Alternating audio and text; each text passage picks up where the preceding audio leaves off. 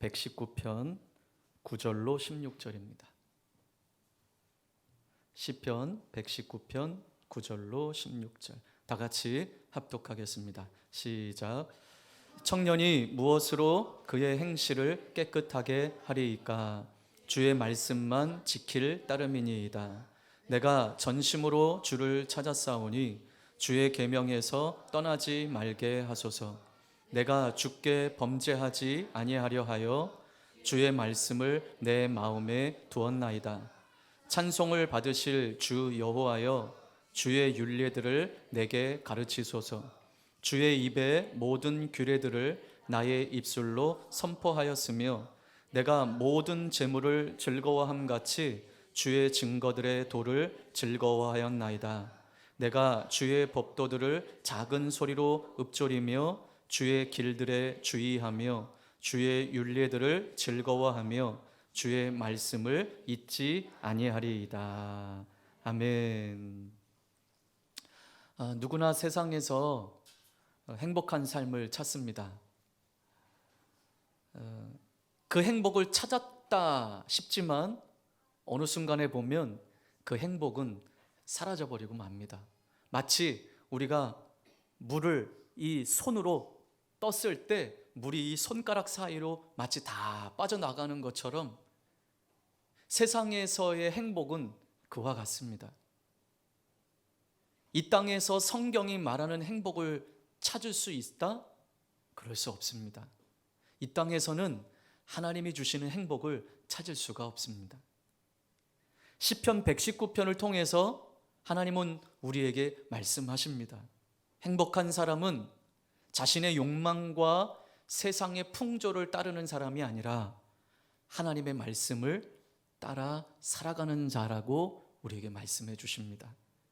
참된 행복은 나를 창조하시고 나의 삶을 완전하게 이끌어 가시는 하나님께 나아가서 그 하나님의 말씀을 듣고 그 말씀을 따라 순종하는 자들에게 주어지는 것임을 말씀해 주고 있습니다.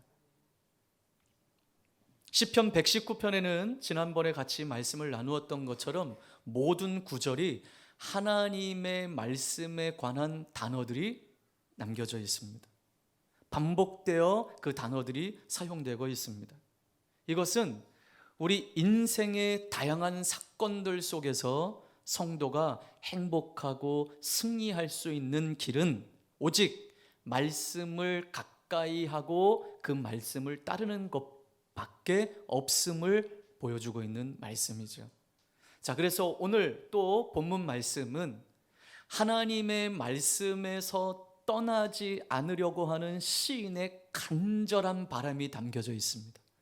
어디서 떠나지 않기를 바라는 마음이요?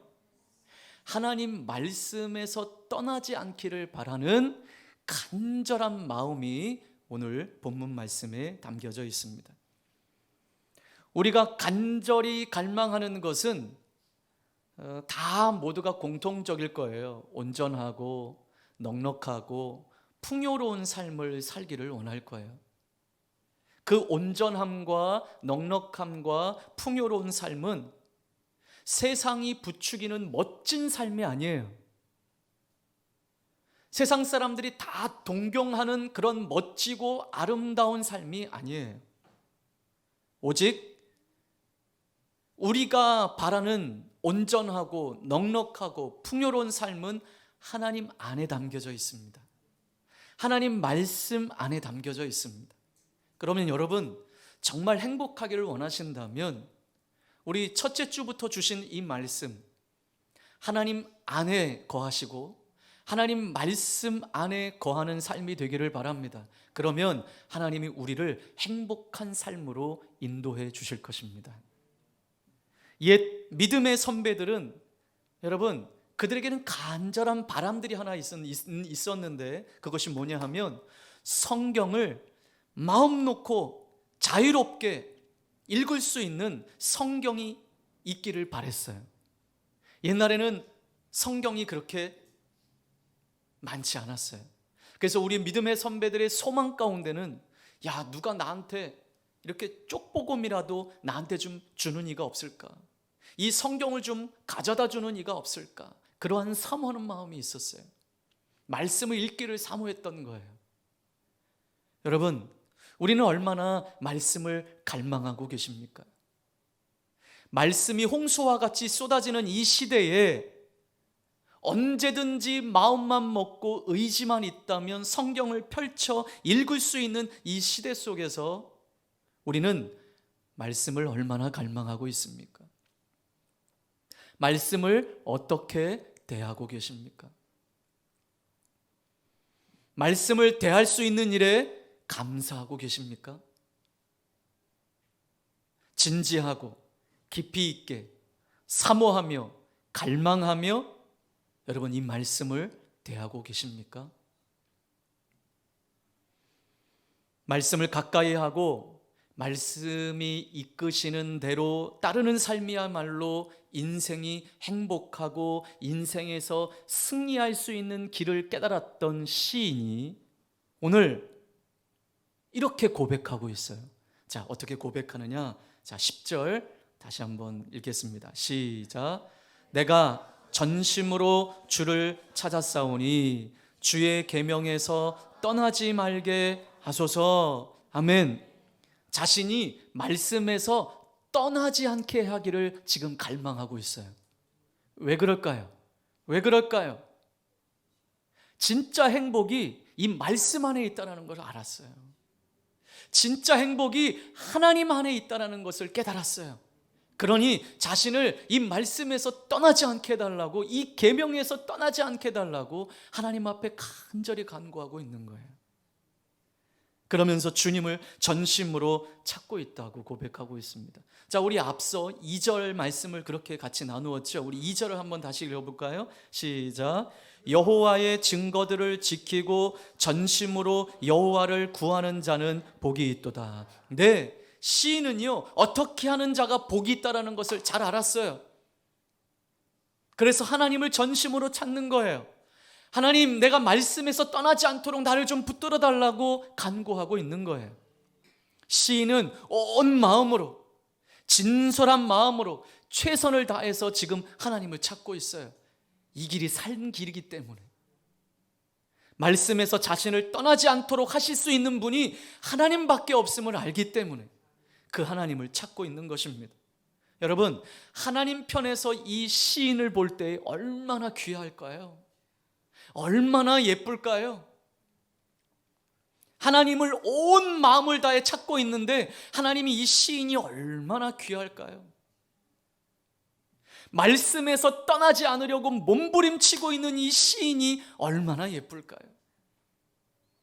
어찌 하나님께서 이러한 자에게 마음을 쓰지 않으시겠습니까?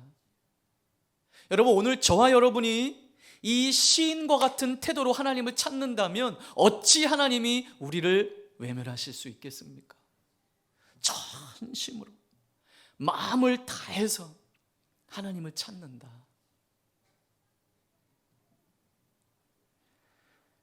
시인이 자신이 말씀에서 떠나지 않게 해달라고 하나님 앞에 이렇게 간구하는 이유는 다른 게 없어요. 오늘 9절과 10절에서 말씀에서 떠나지 않게 해달라고 간구하는 그 이유를 이렇게 고백하고 있습니다. 자, 우리 먼저 9절 말씀을 보겠습니다. 시작. 청년이 무엇으로 그의 행실을 깨끗하게 하리이까? 주의 말씀만 지킬 따름이니이다. 아멘. 네. 시인이 오늘 고백하는 것은 인생을 살아갈 수 있는 길이 여러 길이 있다라고 생각하는 청년들, 그리고 세상의 유혹을 가장 받기 쉬운 청년들이 정결하게 될 수 있는 길은 무엇이라고요? 시인이 이러한 길이 무엇입니까? 지금 하나님께 묻고 그리고 또 스스로 대답을 하고 있어요. 제일 유혹받기 쉽고 또 자유분방하고 또 인생을 살아가는 길이 여러 갈래가 있다라고 생각하는 청년들이 무엇으로 정결하게 될 수 있느냐고 물으면서 본인 스스로가 그렇게 대답을 하고 있어요. 오직 하나님밖에 없다. 말씀밖에 없다. 오늘 말씀에서 떠나지 않게 하기를 오늘 시인이 간구하는 이유는 다른 것이 없어요. 하나님, 내가 죄의 유혹에서 이기기를 원합니다. 죄의 정욕을 이기기를 원합니다. 죄에서 승리하기를 원합니다. 죄에서 승리하기 위해 말씀을 떠나지 않도록 나를 붙들어 달라고 간구하고 있는 거예요. 오늘 시인의 이 질문은 정결한 삶의 기준이 되는 하나님 말씀을 강조하기 위함이에요. 청년들뿐만 아니라 여러분, 모든 하나님의 사람에게 다가오는 수많은 유혹으로부터 자신을 깨끗하게 지키고 하나님 앞에 정결하게 살아갈 수 있는 방법은 다른 길 없다라는 거예요. 오직 하나님의 말씀을 기준으로 삼고 그 말씀을 지켜 행하는 삶을 살 때에 죄의 유혹으로부터 이길 수 있다라는 것입니다. 그래서 시인은 전심으로 누구를 찾고 있습니까? 하나님을 찾고 있는 거예요. 계명에서 떠나지 않게 해달라고 간구했던 거예요. 자, 두 번째, 왜 계명에서 떠나지 않게 해달라고 간구합니까? 아까 죄의 유혹에서부터 승리하기 위해서 그렇게 간구한다고 그랬죠? 11절도 마찬가지예요. 시작. 내가 주께 범죄하지 아니하려 하여 주의 말씀을 내 마음에 두었나이다. 아멘.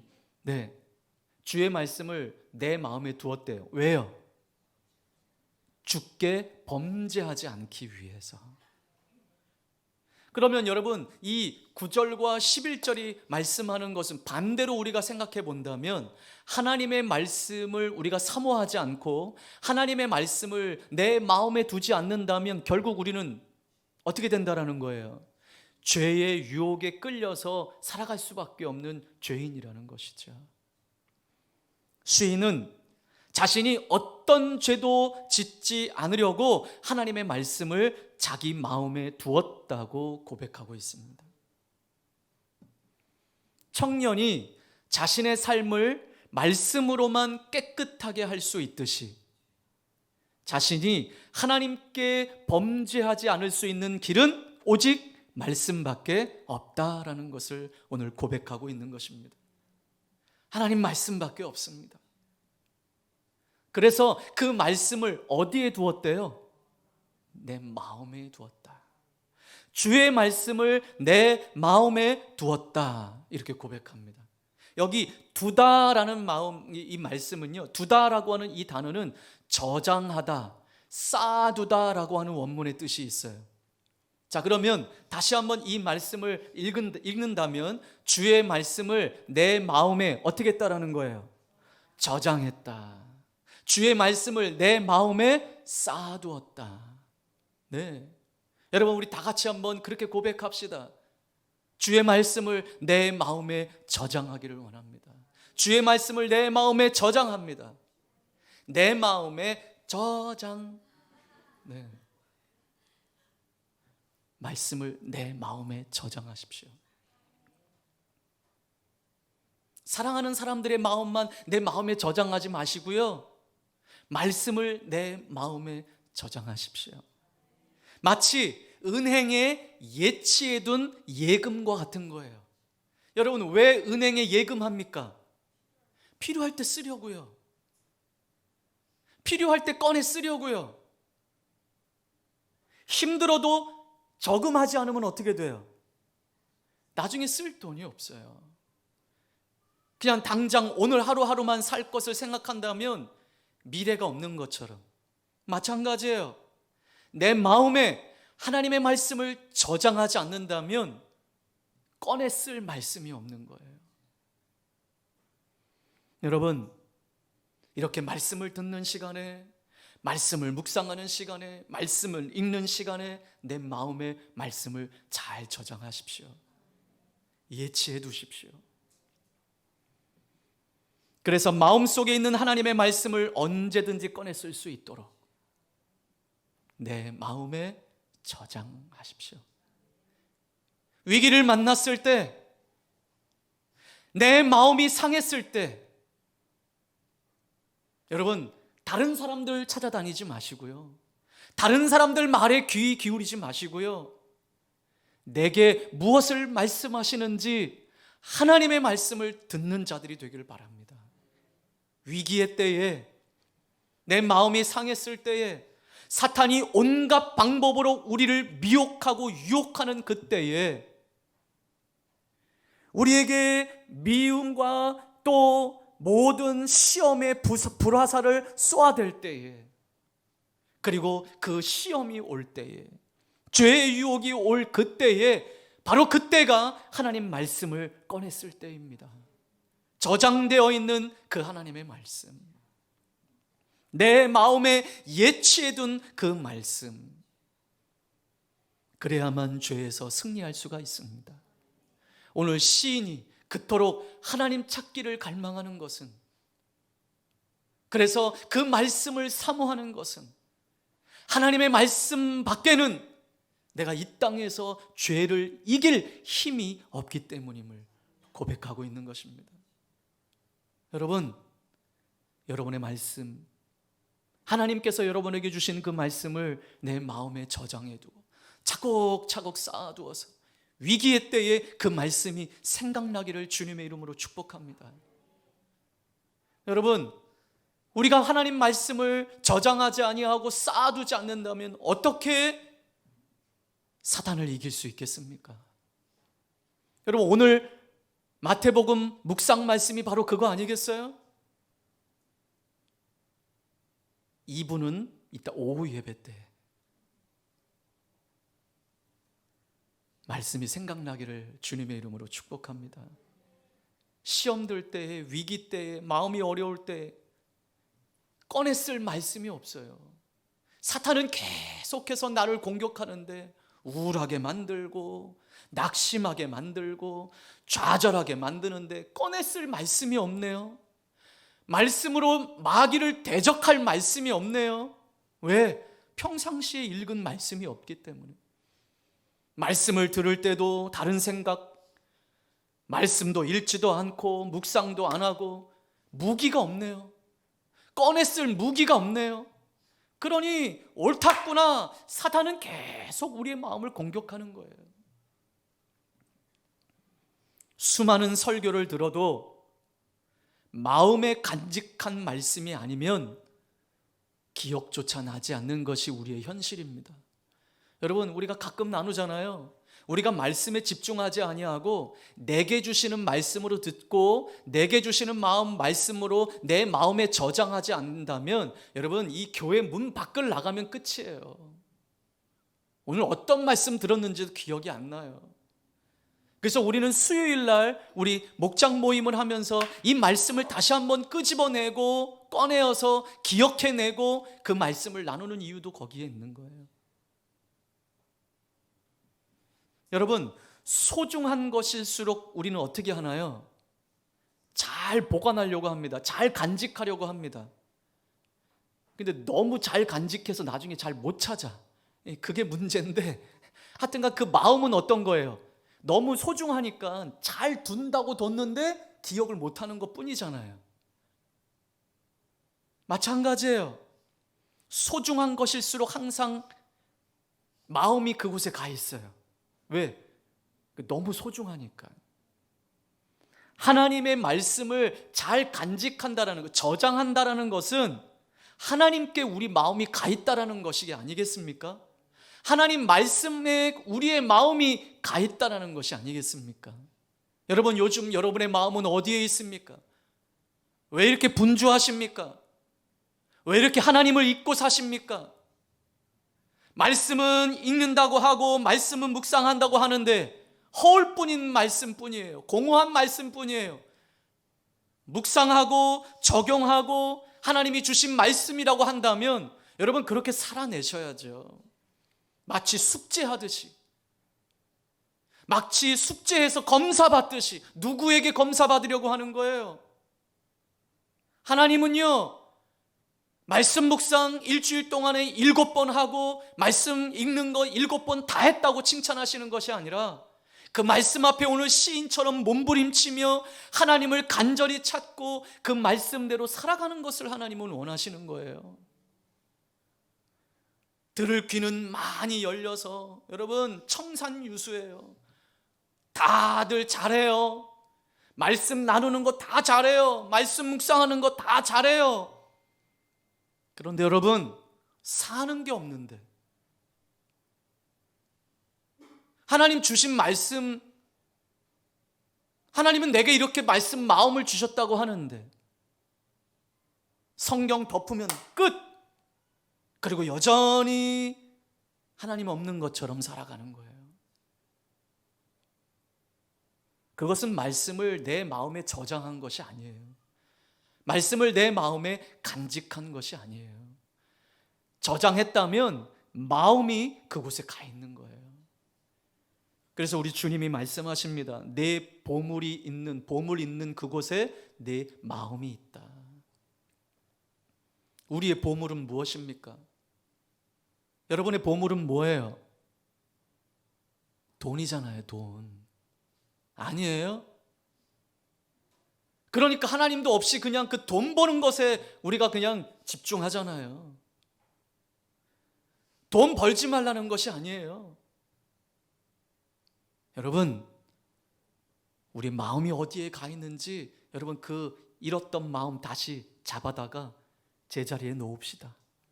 네. 하나님 간절히 찾고 말씀을 사모하는 그 자리로 우리 마음 빼앗겼던 그 자리를 다시 찾아옵시다. 매일 말씀을 읽고 듣고 해서 하나님 말씀을 잘 간직하며 살아가기를 주님의 이름으로 축복합니다. 자, 시인은요, 하나님 말씀을 잊지 않기 위해서 그것을 마음에 어떻게 했다고요? 간직해, 저장해 두었다고 했어요. 근데 거기서 그치지 않고요, 12절 보겠습니다. 시작. 찬송을 받으실 주 여호와여, 주의 율례들을 내게 가르치소서. 아멘. 말씀을 그냥 마음에 간직하는 것을 넘어서 그 말씀을 더 배우기를 갈망했어요. 하나님, 내게 더 가르쳐 주세요. 더 갈망했어요. 하나님께 더 배우기를 갈망했다라는 거예요. 그리고 13절 말씀해 보니까 계속해서 그 말씀을 입으로 선포했다고 그래요. 그리고 14절을 보세요. 시작. 내가 모든 재물을 즐거워함 같이 주의 증거들의 도를 즐거워하였나이다. 시인은요, 하나님 말씀에 대한 자신의 태도를 뭐에 비유했어요? 하나님 말씀을 사모하는 그 자신의 태도를 뭐에 비유했습니까? 재물을 대하는 사람들의 태도에 비유했어요. 어떤 비유입니까? 부자가 많은 재물로 기뻐하듯이 나는 무엇으로 기뻐하겠다라는 거예요? 주님의 말씀으로만 기뻐하겠다라는 거예요. 사람들이 재물을 기뻐하는 것보다 여러분 자신은 훨씬 더 최상급 훨씬 더 주님의 말씀을 즐거워하겠다라는 고백이에요. 여러분, 오늘 우리에게 고백이 되기를 바랍니다. 세상 그 무엇보다도, 세상 그 누구보다도 주의 말씀을 사랑합니다. 기뻐합니다. 자, 이를 위해서 시인은요 15절에 말씀을 간직하고 잘 지키기 위해서 자신은 이렇게 하겠습니다 라고 고백을 해요. 15절 시작. 내가 주의 법도들을 작은 소리로 읊조리며 주의 길들에 주의하며. 네. 내가 하나님 말씀을 더 기뻐하고 사모하기 위해서 나는 이렇게 살겠습니다 라는 거예요. 어떻게 해요? 주의 법도들을 작은 소리로 읊조리며 살겠습니다. 여기 주의 법도들, 여기 법도들로 하나님 말씀을 의미하는 거예요. 하나님 말씀을 작은 소리로 읊조린다. 이 말은요, 작은 소리로 말한다, 중얼중얼 거린다, 곱 씹는다, 이러한 의미예요. 하나님 말씀을 그래서 곰곰이 생각해 본다, 하나님의 말씀을 숙고해 본다라는 의미예요. 그래서 여러분, 우리는 이러한 표현을 우리 표현으로 표현한다면 뭐 하는 걸까요? 뭐 하는 걸까요? 네, 알기는 잘 알아요. 묵상한다라는 거예요. 하나님 말씀을 묵상한다. 시인은요, 하나님의 말씀을 잘 간직하기 위해서 나는 묵상하며 살겠습니다. 하나님 말씀을 곱씹겠습니다. 되새김질하겠습니다. 우리 이 말씀은 이미도 많이 나누었던 말씀이죠. 되새김질한다. 되새김질. 되새김질이 뭔 줄 아시잖아요. 그리고 주께서 행하신 일을 주의 깊게 살피겠다고 고백하고 있습니다. 주의 깊게 하나님이 내게 말씀하신 것들을 잘 살피며 살겠습니다.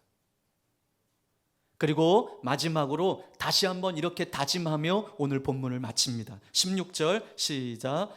주의 율례들을 즐거워하며 주의 말씀을 잊지 아니하리이다. 아멘.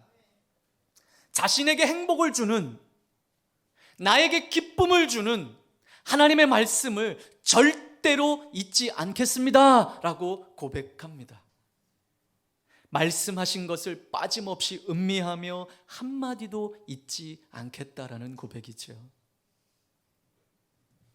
죄악된 세상을 사는 우리는 우리의 힘으로 이 죄악들을 이길 수가 없습니다.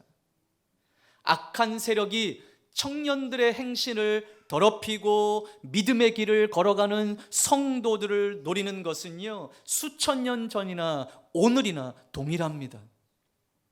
그렇기 때문에 말씀을 따라 죄를 이겨야만 합니다. 그래서 우리는 말씀을 부지런히 배우고 잊지 않고 늘 마음에 저장해 두어야 하는 것이죠.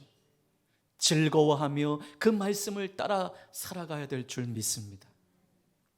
여러분, 오늘 이 말씀을 통해 다시 한번 우리가 결정합시다. 올 한 해 말씀이 이끄시는 교회라고 표를 세웠는데 여러분, 그 표답게 우리가 살아야 되지 않을까요?